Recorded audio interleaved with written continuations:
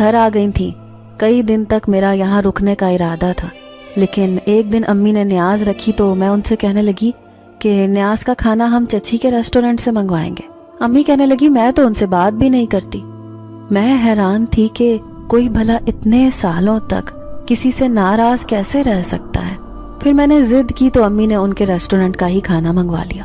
मैं चाहती थी कि वो ज्यादा से ज्यादा तरक्की करें और खानदान में जितने भी लोग हैं जो उनसे कभी फ्री में खाना पकवाया करते थे, आज वक्त था कि सब खानदान वाले उनका साथ देते। लेकिन उनके जितनी तेजी से हालात बदले थे, ऐसा किसी के साथ भी नहीं हुआ था। अब अम्मी और चची फरीदा दोनों ही आपस में बातचीत करने लगी थी। मेरे शौहर का भी इरादा पाकिस्तान में शिफ्ट होने का था। यूं हमने यहाँ पर एक घर खरीदा और यहीं पर अपनी फैमिली के साथ शिफ्ट हो गए। मैं भी अपनों से दूर रहकर अपनी जिंदगी से बेजार आ गई थी। नहीं चाहती थी कि अब दोबारा सऊदी अरब में जाऊं, क्योंकि पाकिस्तान में जिस तरह से आज़ादी है, सऊदीया में ऐसी आज़ादी नहीं। लेकिन अभी 2-3 महीने ही गुजरे थे जब अम्मी ने बताया कि चची फरीदा का रेस्टोरेंट बंद हो गया है। ये सुनकर मुझे शदीद सदमा पहुंचा। मैं सोच भी नहीं सकती थी कि उनका अच्छा खासा चलता कारोबार ठप भी हो सकता है। फिर वक्त निकाल कर मैं उनके घर पहुंची।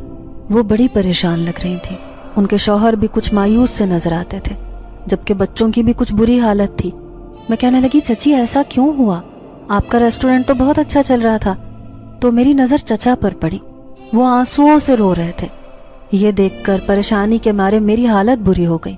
तो चची फरीदा कहने लगी कि ना जाने एक रात एक आदमी आया, उसके साथ काफी सारे लोग थे।